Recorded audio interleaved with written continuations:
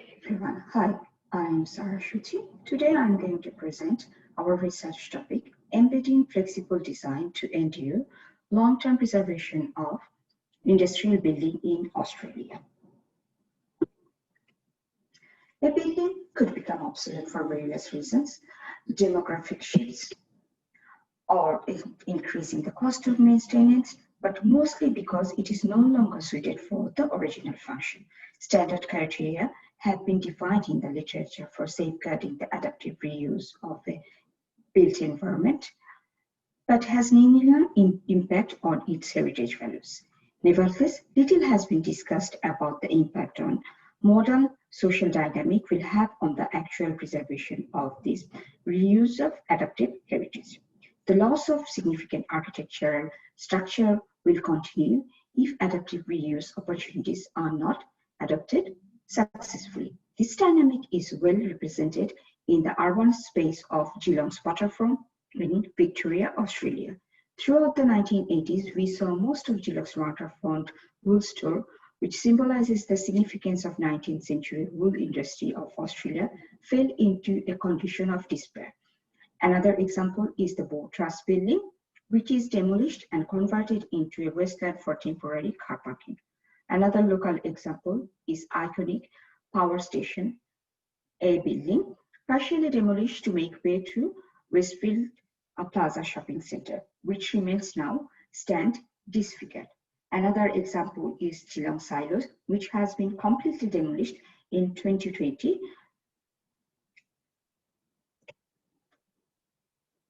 In order to achieve the goal of preserving significant structure, the current research sought to reveal the need of multiple cycles of adaptive reuse, emphasizing the fact that the same social dynamics that produce large amount of obsolete building can jeopardize preservation effort by generating early obsolescence. The main objective of this research hence is to demonstrate the need of embedded flexibility into adaptive reuse design to maximize the opportunity for long-term preservation. The conceptual model we've developed here is to undertake the study, highlighted the positioning of new knowledge we intend to produce.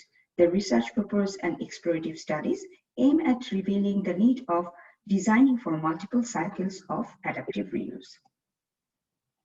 Adaptive reuse can transform heritage building into accessible and usable places. It can also endure new spaces to be lived in a sustainable manner. The adaptive reuse is a valuable strategy not only to preserve significant building, but to enable revitalization and to promote social, economic, and environmental sustainability. The slide to present two impressive examples. One is a Hogsworth Mill in Radish, and the next one is the gasometer of Vienna.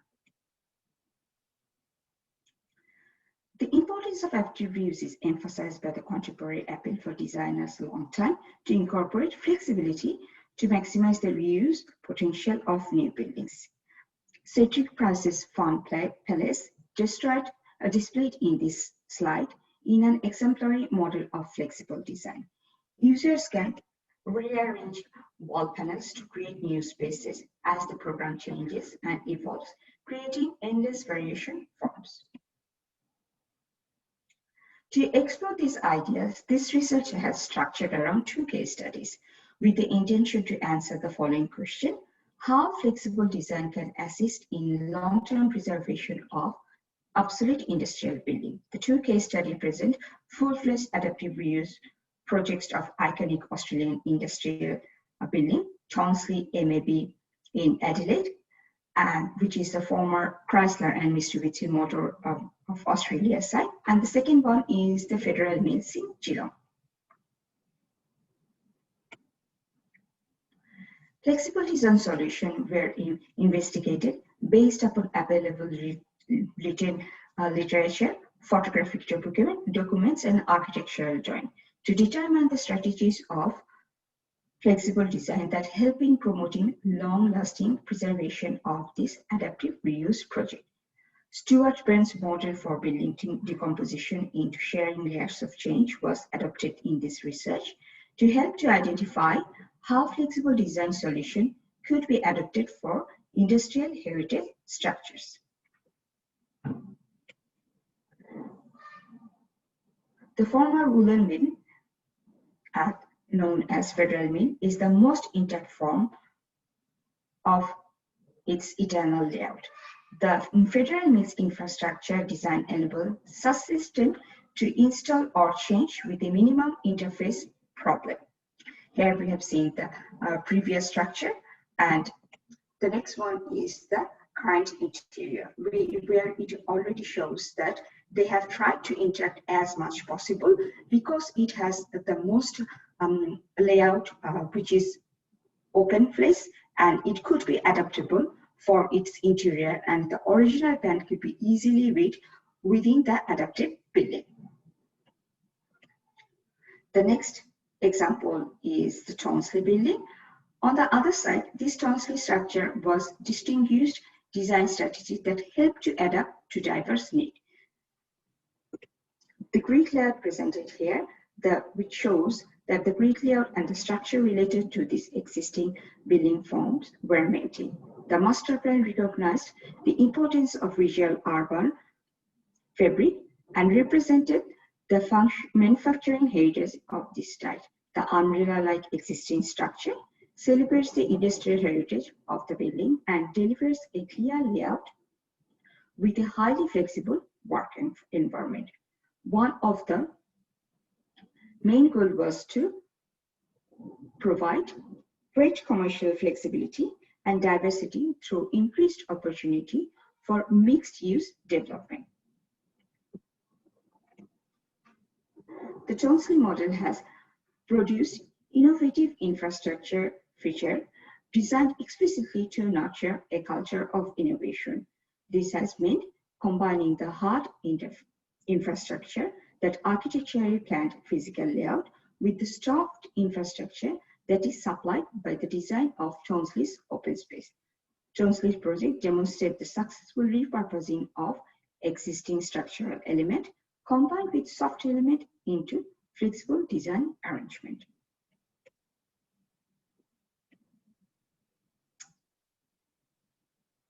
The concept of sharing layers identified the importance of independence between different building layers so that any modification required for a specific layer could be addressed without affecting other layers. Appropriate adaptation of this concept will allow achieving flexibility in design.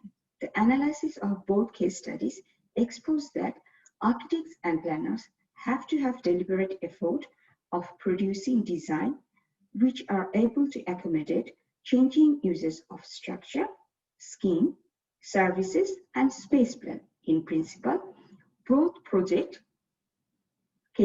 case study projects were able to have a continuous flow of usage change of their spaces throughout its lifetime. It is clear that the project we have identified in our research has flexible design as a way to promote long-lasting preservation.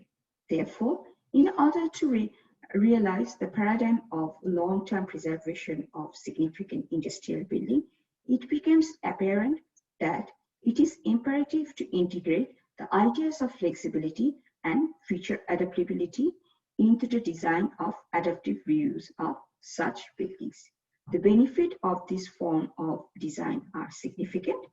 It extends the lifespan of a structure, accommodate users' experience and intervention, take advantage of technological innovation more easily. It can be concluded that incorporating flexibility in adaptive reuse of industrial projects will help in long-lasting preservation of significant architectural structure. Thank you.